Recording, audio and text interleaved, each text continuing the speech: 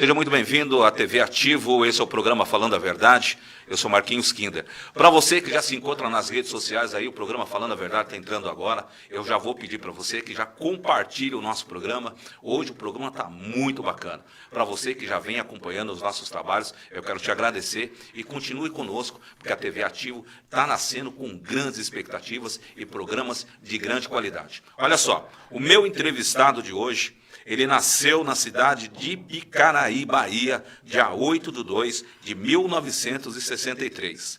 Em 70, ele veio para a cidade de São Paulo com toda a família. Ele foi militante do PT em 2017, foi do Avante, foi subprefeito do Itaí Paulista entre 2001 e 2004, é professor de História, um homem que tem uma bagagem fulminante aí no estado de São Paulo, e eu tenho a grata satisfação de receber hoje o meu amigo João Francisco. Muito obrigado pela sua presença, muito obrigado por aceitar o nosso convite. Olá, Marquinhos, bom dia. Olá, pessoal. É um prazer enorme estar aqui com vocês e vai ser um prazer inenarrável poder compartilhar um pouco as minhas ideias, as minhas opiniões para com todos os telespectadores daqui de vocês. Obrigado, viu, por aceitar, e a gente que já acompanha o trabalho do senhor aí desde 2000, na subprefeitura, eu já vou entrar direto no ponto. O senhor foi uma das grandes lideranças da Zona Leste, isso não tenha dúvida. Foi subprefeito em 2001, 2004, no governo da prefeitura da Marta Suplicy. Hoje, mas vamos falar um pouco da sua história. O senhor esteve em Cuba, né? Exatamente. Teve uma grande experiência em Cuba. Como é que foi em Cuba? Então, foi uma experiência, Marquinhos, eu acho que uma das mais ricas e mais emocionantes que eu posso dizer para você. Inclusive, eu até acho engraçado, né? As pessoas falam assim, vai para Cuba, quando nessa polêmica em torno de esquerda e direita e tal. E eu gostaria de dizer para vocês o seguinte, Cuba foi uma experiência importante, por quê? Porque eu pude conhecer o socialismo na pele. Durante um ano eu vivi sob as condições de um país socialista. Confesso a vocês que tem muita coisa boa e tem muita coisa que nós não conseguiríamos viver aqui no Brasil. Então foi uma experiência muito legal e eu poderia discorrer um pouco sobre o modo de vida do povo cubano, as características do povo cubano que são muito parecidas com as nossas. Enfim, em Cuba, a educação é 100% gratuita. A saúde é 100% gratuita e a distribuição de renda é equitativa, de acordo com a possibilidade e a necessidade de cada cubano. Já me entro com uma outra pergunta. Eu só acredito que esse regime que existe hoje em Cuba, ele caberia hoje dentro do Brasil, nessa sua formulação, nesse seu conhecimento? Marquinhos, eu acredito que não. São várias questões, inclusive teóricas. O socialismo, como foi concebido, como foi pensado no final do século XIX, ele não tem condições de ser implantado no atual sistema capitalista que nós vivemos. Então, nós temos uma experiência na China, que é um país comunista, mas que tem um Estado forte e uma economia aberta, e nós temos também países como Cuba. Eu acredito que nós, no Brasil, temos que encontrar um modo de vida que permita que o nosso país tenha mais justiça social e a liberdade de empreendedorismo e a livre iniciativa. Eu acho que isso nós não temos como impedir ou querer mudar no curso da história. Agora, o capitalismo está em crise.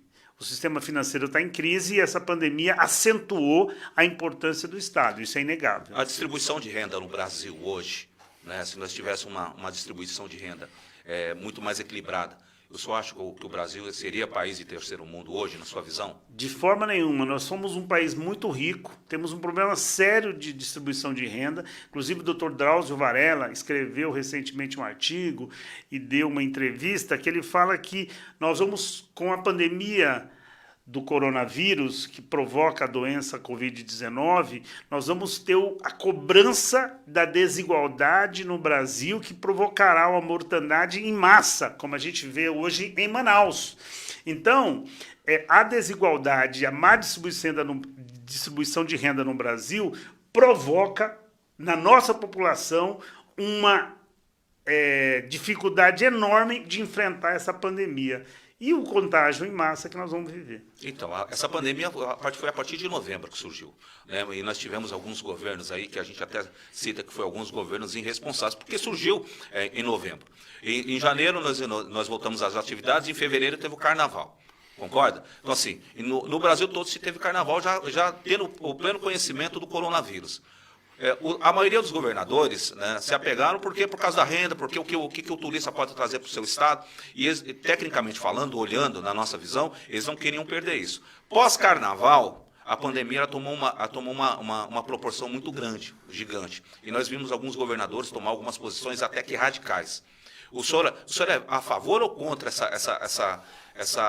esse isolamento vertical que hoje os governos impõem? Então, o isolamento é fundamental. A discussão central é o seguinte: como sair do isolamento? Então, eu entendo que o isolamento permite que o sistema de saúde não colapse, não entre em colapso. Por quê? Quanto maior o contágio, maior a demanda por saúde. Então, se você ficar em casa e se você sair com cuidados, com máscara, eu inclusive já estou advogando que nós temos que usar luva, todo mundo usa luva e máscara. Então, se eu uso máscara, você usa máscara e o outro usa máscara, nós evitamos a possibilidade de um contágio em massa. É óbvio que nós estamos no estúdio de TV, com a distância necessária, a gente não pode usar máscara, senão não teria condições de dar continuidade a essa entrevista. Mas saindo daqui, eu estou com a minha máscara, você está com a sua, enfim. Mas eu acredito que o isolamento social ele é necessário e importante para que o sistema de saúde possa responder com mais efetividade. Por outro lado, a gente sabe que a atividade econômica ela é necessária. E para que a atividade econômica transcorra, as pessoas têm que sair de casa com responsabilidade. Usa máscara, toma todos os cuidados para não propagar o vírus. Eu gosto de deixar assim, como o João acabou de falar, nós temos 4 pessoas aqui atuando sempre com responsabilidade, tomando todos os cuidados necessários, porque a gente sabe do problema que é o coronavírus hoje no país não só, no mundo, né? Então a gente vem tomando todos esses cuidados também. E a gente sabe também que a saúde, ela depende também de você trabalhar, você precisa gerar renda. Então, a gente sempre questiona, eu arrumo até algumas confusões na internet, porque justamente eu acho que a economia ela precisa ser retomada. Mas para ser retomada, nós temos um problema do coronavírus. Mas a grande maioria que paga impostos, como nós que pagamos impostos, que mandamos esse país, nós precisamos trabalhar. Então, o cara fala, fica em casa, ficar em casa com dinheiro, ficar em casa com estrutura, ficar em casa com a maioria dos milionários desse país fazem, é muito fácil. Eu quero ver ele falar isso para a periferia, eu quero ver ele falar isso na favela, eu quero ver ele falar nas grandes comunidades, eu quero ver ele falar para as pessoas que trabalham aí com mais de 38 milhões de pessoas e que não tem carteira registrada, depende do seu dia a dia. É para essas pessoas que a gente causa esse embargo. Então, quando o senhor fala assim, que a gente tem que sair com responsabilidade, eu penso da mesma forma. Eu acho assim, nós temos que adotar formas para que a economia seja retomada. Porque se a economia não for retomada, ela vai sobrar no colo de quem, João? Ela vai sobrar no nosso colo. Perfeito. Quem paga imposto. Então, assim, essa visão é espetacular.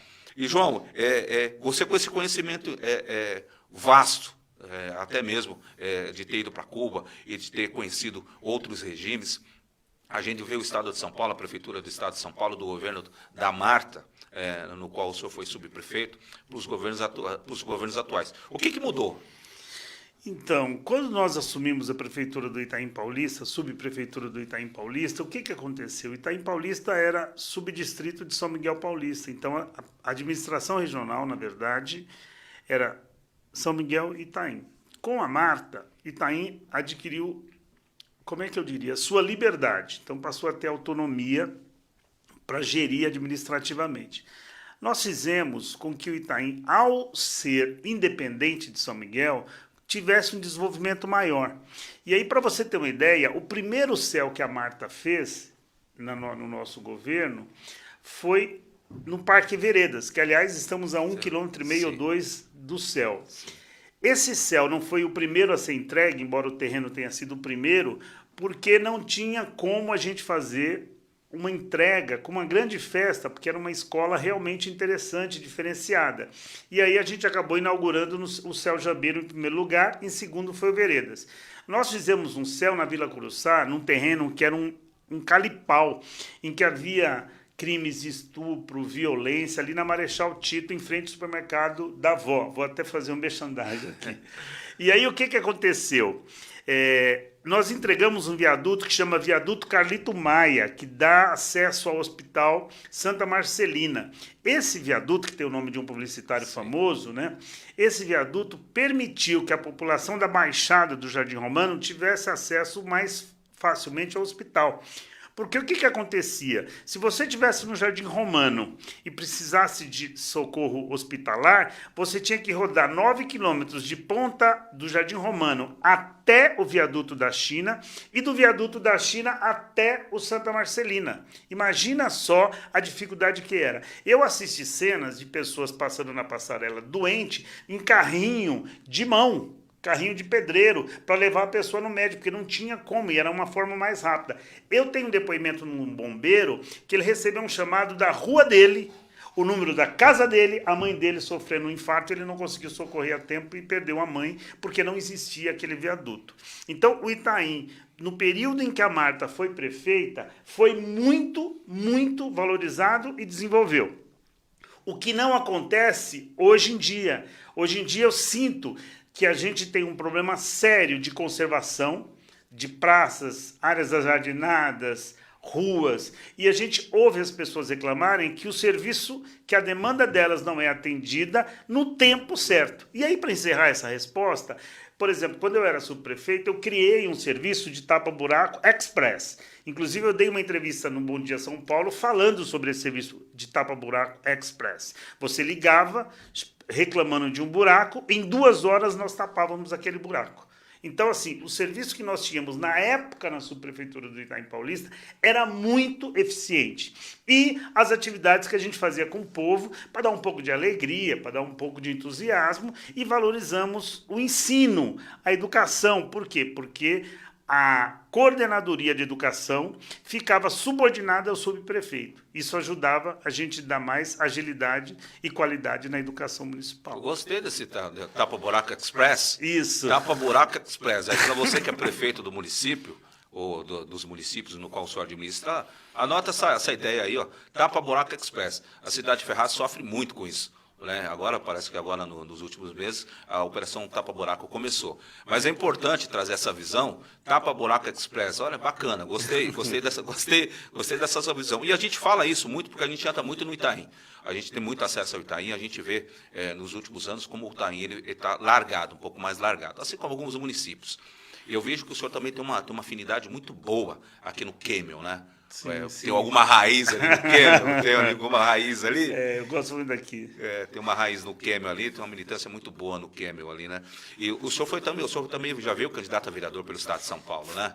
Exatamente. Eu fui, em 2012, candidato a vereador aqui na cidade de São Paulo. Não logramos êxito na época, que foi mais difícil, inclusive dentro do Partido dos Trabalhadores a votação necessária é muito alta, mas de qualquer maneira eu tentei e quero muito contribuir com o bairro. Como eu fui subprefeito, consegui fazer muita coisa pelo bairro.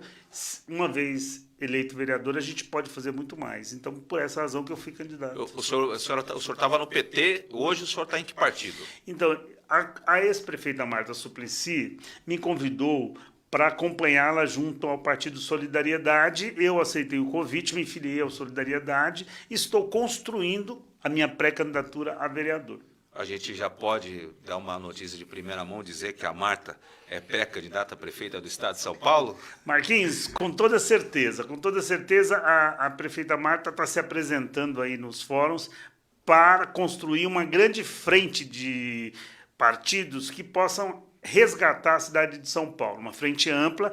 Ela não diz que é candidata a prefeita, porque ela entende que para construir uma aliança nós não podemos chegar impondo condições. Ela diz que ela é instrumento de uma frente para que nós possamos ter um corpo político dentro da cidade em condições de ganhar as eleições e mudar um pouco o destino da cidade de São Paulo. Ela foi deputada federal, é senadora, foi prefeita do Estado de São Paulo, então ela tem uma bagagem bem ampla, até mesmo nas discussões que foram geradas aí durante essa campanha, que a gente ainda está meio na dúvida se realmente vai ter campanha esse ano. Mas eu acredito que tenha, eu acho que essa visão é a mesma aí, né? Por causa da pandemia, então você vê algumas pessoas aí preocupadas com isso.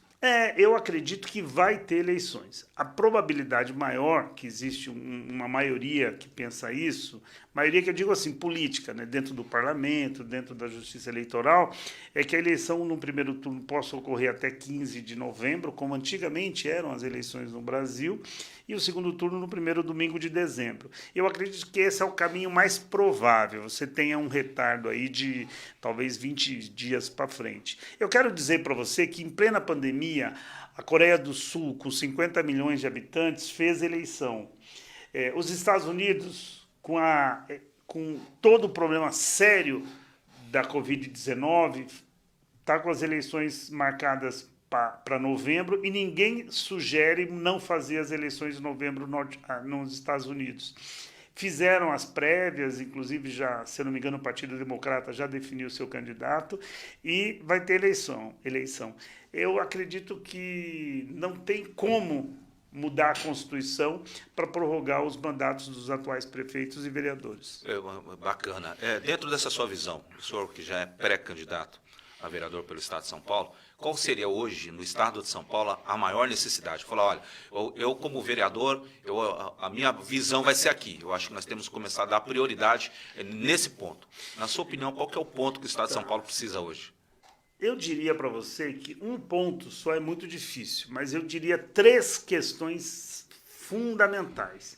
Uma é a saúde, que nós vamos ter que discutir com a população paulistana, como nós vamos sair da pandemia de maneira a preservar os empregos, de maneira a resgatar o desenvolvimento e o protagonismo da cidade. Então, para mim, a saúde é o principal, se fosse para escalonar. A educação, porque temos que intensificar a qualidade da educação fundamental, para criar um cidadão com condições de ser independente, autônomo e construção da sua identidade, e a conservação da cidade, Marquinhos. Eu entendo que nós precisamos ter uma cidade bonita, uma cidade agradável, onde o paulistano possa sentir orgulho da sua cidade. Então eu diria para você que são esses 3 pontos. Saúde em primeiro lugar, como sair dessa pandemia gerando desenvolvimento, emprego e fazendo com que a vida das pessoas volte ao normal. Educação, para preparar essa meninada toda para a 4ª e quase 5ª revolução industrial,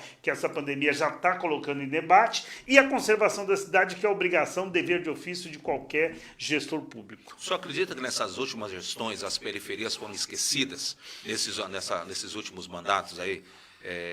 Pós-Marta?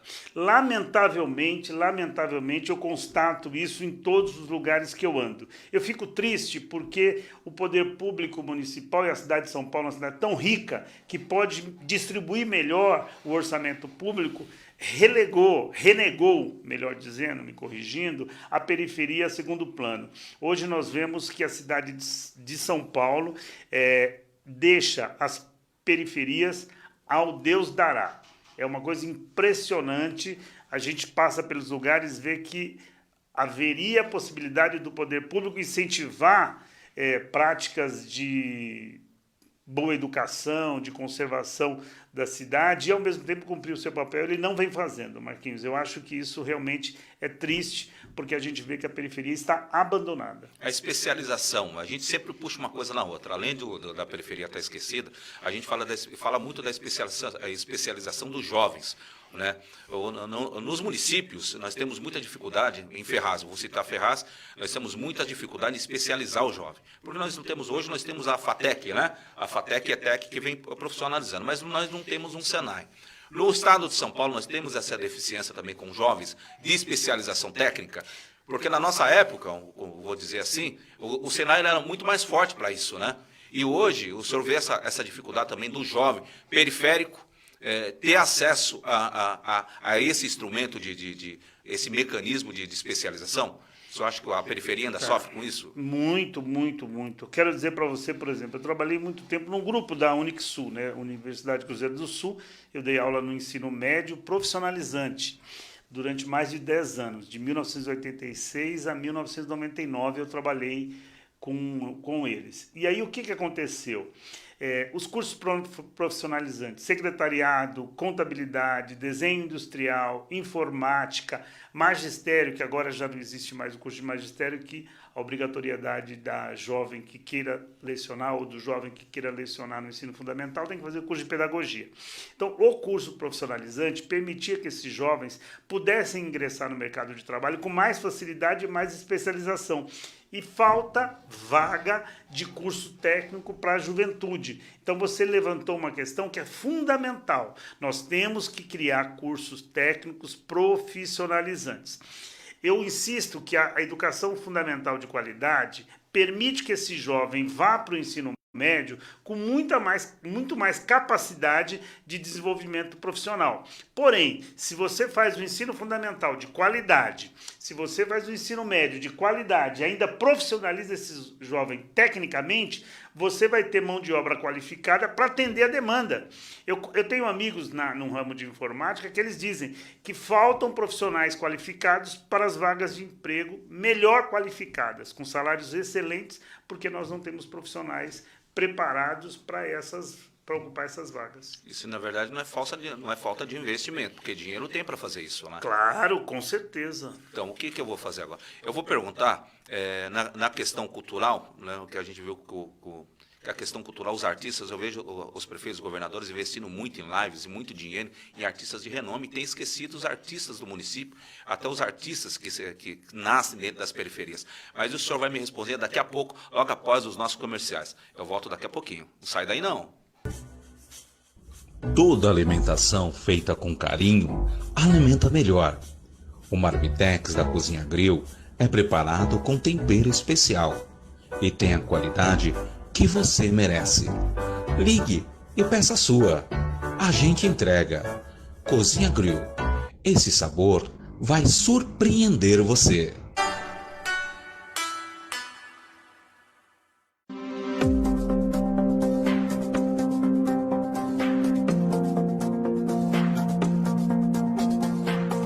Atualmente no mercado nacional, desde 2011, a Modelform valoriza a agilidade ao atender seus clientes nas necessidades específicas de cada projeto. Possuímos modelação própria, o que nos permite o desenvolvimento de produtos exclusivos. Para isso, nossa fábrica dispõe de várias máquinas de Valconforme, corte a laser para material plástico, router para usinagem dos gabinetes e também impressora 3D, que nos auxilia na fabricação de peças técnicas. Trabalhamos com projetos de empresas de vários segmentos, como refrigeração, construção civil, hospitalar, brindes, comunicação visual, entre outras. Utilizamos os mais variados laminados de plásticos em diversas dimensões, cores, espessuras e texturas, para um resultado final de alta tecnologia e qualidade no acabamento. A Modelform tem orgulho de ser uma empresa 100% nacional.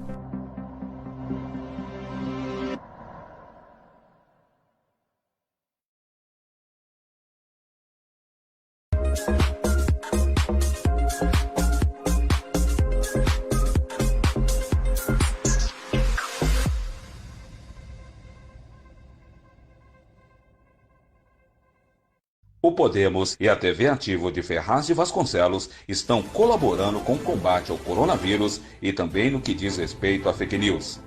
Analise bem as informações que chegam em suas redes sociais, caso queira reproduzi-las. A informação incorreta pode levar a pânico a vida das pessoas e causar mortes. Fique atento! A base do combate ao coronavírus é lavar frequentemente as mãos com álcool em gel ou sabão, usar lenço descartável para higiene nasal, cobrir nariz e boca ao espirrar ou tossir, evitar tocar na mucosa dos olhos, não compartilhar objetos de uso pessoal, manter os ambientes limpos e bem ventilados e evitar contato com pessoas contaminadas.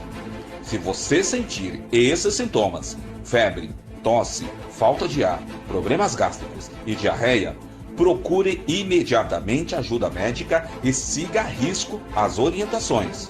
O momento é literalmente um por todos e todos por um. Se possível, não saia de casa. Desta forma, você estará cuidando de você e de toda a Ferraz que amamos. Coronavírus, você pode combater. CEIB, Confederação Evangélica Internacional do Brasil. representando os líderes evangélicos na defesa dos seus direitos. Maravilha, estamos de volta aqui pela TV Ativa, esse é o programa Falando a Verdade. O meu entrevistado de hoje é o ex-subprefeito do Itaim Paulista, João Francisco. Quero continuar pedindo para você que compartilhe o nosso programa, compartilhe essa ideia, TV Ativo. Acesse aí nas suas redes sociais, compartilha. A programação da TV Ativo está espetacular. Tem toda a nossa programação durante a semana aí. E na segunda-feira, às 8h30 da noite, tem o nosso programa aqui, Falando a Verdade. Continuando aqui com o meu amigo, João Francisco. Antes do comercial, eu fiz uma pergunta. A gente falou da especialização técnica dos jovens, mas também tem a questão cultural. Né? A gente vê que muitos municípios têm esquecido, a Secretaria de Cultura, que investe nos talentos do município, tem deixado muito de lado. E tem investido muito em artistas de nome e tem esquecido os talentos. E São Paulo também, assim, o senhor vê que o movimento cultural de São Paulo ele caiu, ele perdeu qualidade? Pessoal de casa aí da TV Ativo, muita alegria, e o Marquinhos está sendo gentil demais comigo aqui. E para responder essa questão, eu te falo, realmente os artistas locais estão desvalorizados, eu não vou nem dizer subvalorizados. Então, em tempos de pandemia, que as pessoas precisam encontrar alternativas de renda, live com artista local é muito importante. E você sabe que o poder público tem condições realmente de fazer alguma coisa. Por exemplo, se você tiver uma pessoa que seja um popular, analfabeto, mas que faça embolada, que faça rima, ou que seja de uma tribo indígena, essa pessoa não tem condições de ser contratada formalmente. Nós temos que fazer um contrato oral e o poder público tem condições de fazer isso para que essa pessoa possa desenvolver a sua cultura, a sua arte, busque um estúdio de TV como esse de vocês para poder propagar e fazer live com esse artista popular que é tão querido pelo povo. Então nós temos uma dívida com os artistas locais e devemos efetivamente criar mecanismos para que eles possam ter uma renda e terem um investimento do poder público, que afinal de contas o dinheiro é público e nós temos que atender a todas as áreas e a todos os setores. E o vereador ele tem um acesso não só no município, né? Um cara, quando ele se torna vereador, uma pessoa que se torna vereador, ele tem acesso ao governo estadual e ao governo federal. E ele pode buscar, através de emendas parlamentares, um incentivo, não só para a cultura, como para a ampliação dos serviços públicos. O senhor, como vereador, e eu já vou dizer, para 2021, a sua ideia também é buscar essas parcerias, tanto no governo municipal como no governo federal, incentivar aí o pequeno agricultor, incentivar o jovem de periferia a se qualificar? O senhor tem essa ideia? Claro. Bem, Marquinhos, e você aí de casa, é importante que você saiba, o vereador, lógico que ele está limitado à sua circunscrição, que é a cidade da qual ele representa. Porém, se você tem experiência política e você tem relacionamento político amplo e o seu partido permite, no caso o meu partido Solidariedade, nós vamos procurar os deputados estaduais para mandar emendas parlamentares para toda a nossa região. Então, nós temos aqui a cidade de São Paulo e os municípios vizinhos. Então, nós vamos pedir emenda para divisa, para fazer investimento através do governo do estado. Realmente isso é possível. E também no governo federal, que os recursos são maiores, então é possível construir parcerias para que a gente possa investir em toda a região. Então, realmente, um mandato de um vereador comprometido pode extrapolar os limites da cidade. Agora, eu não estou dizendo que o vereador tem competência ou que compete ao vereador fazer esse tipo de coisa. Ele tem que construir a parceria com o deputado para conseguir trazer melhoria para a sua região que transcenda o município do qual ele representa. Eu vejo também uma grande dificuldade de comunicação de vereadores e município para o estado. Né? Quando você constrói essa parceria, vamos falar assim, a parceria, estamos aqui na divisa de São Paulo com Ferradas, divisa de São Paulo com Poá, e nós temos aí trechos de rio que precisam ser canalizados, que fazem parte da divisa do estado de São Paulo. Então a gente vê uma grande dificuldade de vereadores de comunicação. Então, quando existe essa parceria, tanto do vereador do estado de São Paulo, como um vereador do município que precisa de uma reforma, quando existe essa parceria, só acha que facilita até mesmo para que se resolva o problema? Com certeza, sem dúvida nenhuma. E quero contar a minha experiência, tanto com o prefeito na época, que era o Mário Moreno, aqui em Itaquá, lá em Itaquá, melhor dizendo, quanto com o prefeito, que agora eu não me lembro, que era o prefeito de Ferraz.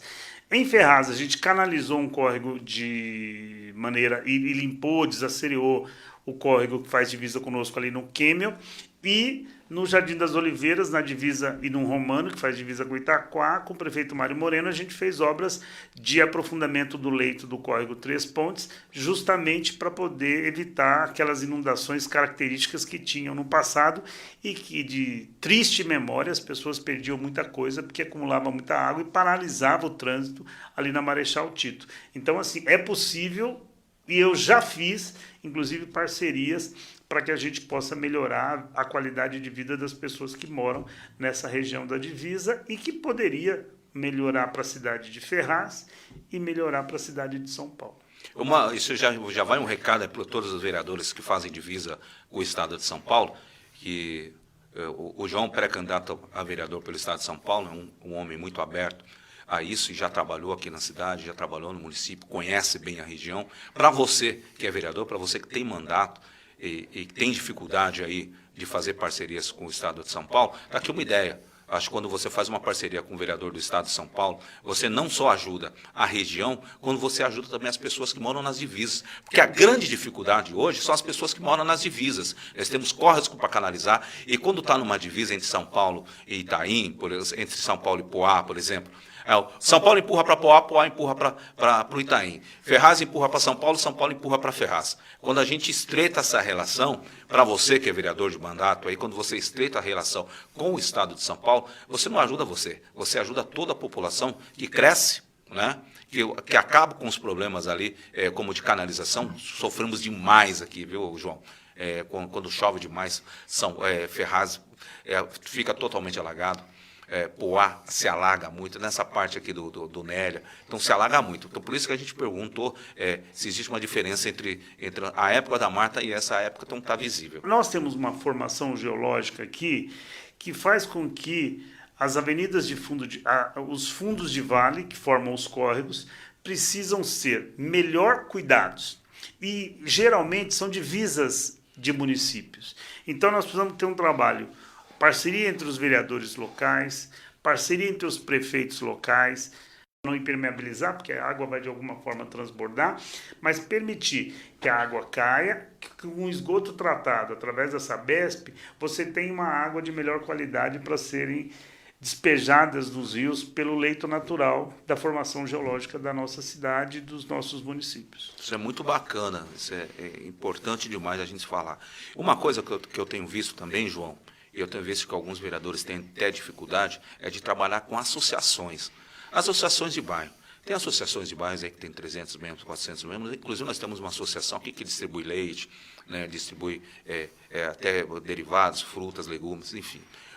Eu só acho que o vereador, se ele tivesse uma parceria mais efetiva com as associações de bairros, os problemas eles teriam muito mais rapidez em serem resolvidos, porque o vereador ele não consegue estar em todos os lugares ao mesmo tempo. E a associação de bairro, ela tem esse papel fundamental, porque ela conhece a carência do bairro, ela sabe das necessidades, e eu vejo uma dificuldade muito grande de o vereador fazer essa parceria.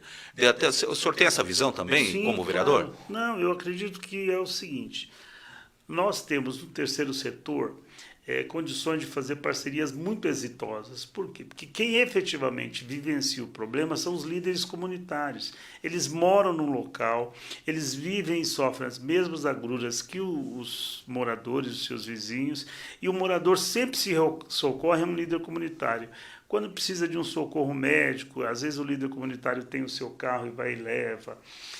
Às vezes você tem violência dentro de casa, o líder comunitário está sabendo. Por quê? Os instrumentos institucionais, que seria no caso as ACS, que são as agentes comunitárias de saúde, ou o conselho tutelar, não está 24 horas por dia naquele local.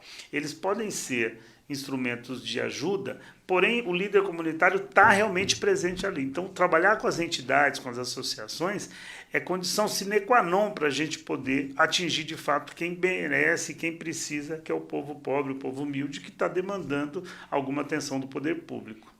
Olhando hoje o estado de São Paulo, o município de São Paulo, o que o senhor acha dessa gestão Bruno Covas? Então, eu vejo que a gestão Bruno Covas carece de uma marca, de alguma coisa que ele possa dizer assim, olha, nós fizemos a diferença durante esses 4 anos. Então você teve 1 ano e 3 meses que foi do ex-prefeito Dória, agora governador do estado, e nós tivemos os 3 anos e 9 meses, teremos, né, 3 anos e 9 meses do prefeito Bruno Covas, neto do saudoso Mário Covas. Eu tenho muita dificuldade de encontrar pontos positivos na gestão do atual prefeito Bruno Covas. Eu tenho mais críticas do que elogios. Eu acredito que nessa pandemia o prefeito tem se esforçado para dar respostas à população, mas ele deixou muito a desejar no passado recente, quando ele não conseguia conservar a cidade da melhor maneira. A gente tem muita reclamação dos serviços de saúde, mas muitas reclamações do serviço de saúde do nosso município, e a gente vê que o município tem um orçamento muito grande, se eu não me engano já passa da casa dos 50 bilhões de reais por ano, e você não vê a reciprocidade em termos de qualidade de vida na cidade de São Paulo. Me parece, inclusive, que ele tem em caixa recurso, depois eu posso até divulgar esse número com mais precisão, que poderia ter sido utilizado para melhor conservar a cidade em políticas públicas e tal, que, de certa forma, ficaram nos cofres públicos, provavelmente para usar agora nessa reta final do ano, que influenciar na disputa eleitoral. Aí a Câmara Municipal ela tem um fator fundamental de cobrança dentro disso. Então, se o Bruno Covas chegou nesse ponto, o senhor acha que a Câmara, agora eu vou... a Câmara Municipal hoje, ela foi, vou usar uma palavra aqui para depois falar que a gente olha, não, está pegando pesado. Eu ia falar omisso, na verdade, né? Mas vamos falar, já falei. Acho que a Câmara Municipal de São Paulo hoje, ela é muito conivente a essa administração? Ou o senhor acha que existem oposições dentro da Câmara Municipal hoje que efetivamente pensam na população paulistana? Existem vereadores que se posicionam contra a atual gestão e a favor da população, enfim. Eu não diria que a Câmara foi omissa. Eu diria para você que faltou à Câmara Municipal protagonismo. E eu vou te recordar um episódio que ficou marcante na cidade, que foi a ponte sobre o Rio Pinheiros, que caiu e que deixou a cidade um caos durante 6 meses, né?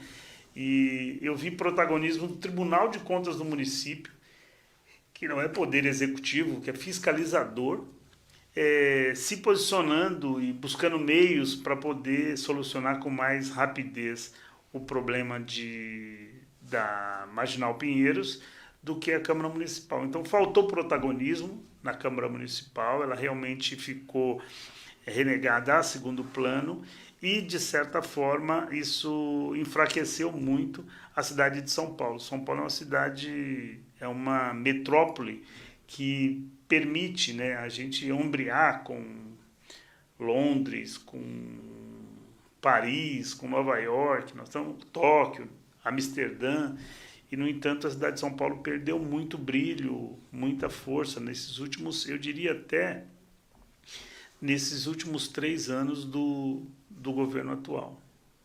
João, eu quero de verdade te agradecer pela oportunidade que você se disponibilizou vir aqui na TV Ativo, vir aqui no programa Falando a Verdade.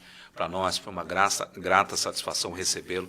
Dizer a você que nos acompanha pelas redes sociais, nós recebemos um grande cidadão, um homem que fez a diferença aí na periferia de São Paulo, formador de opinião, uma pessoa que a gente sempre defende com estrutura para poder ser vereador da cidade de São Paulo. Eu quero te agradecer pela oportunidade e voltaremos ainda a nos falar mais vezes aí durante a campanha, se Deus quiser. E o que nós desejamos para você é que tenha êxito nessa sua jornada, e a TV Ativo já se coloca à sua disposição naquilo que o senhor precisar. Quero agradecer aos web telespectadores. Você aí de casa, TV Ativo me recebeu aqui muito bem. Quero agradecer a todo o corpo técnico que nos acolheu aqui nesse final de dia aqui de segunda-feira. E vamos trabalhar para que o povo possa ter uma vida melhor. Obrigado, gente.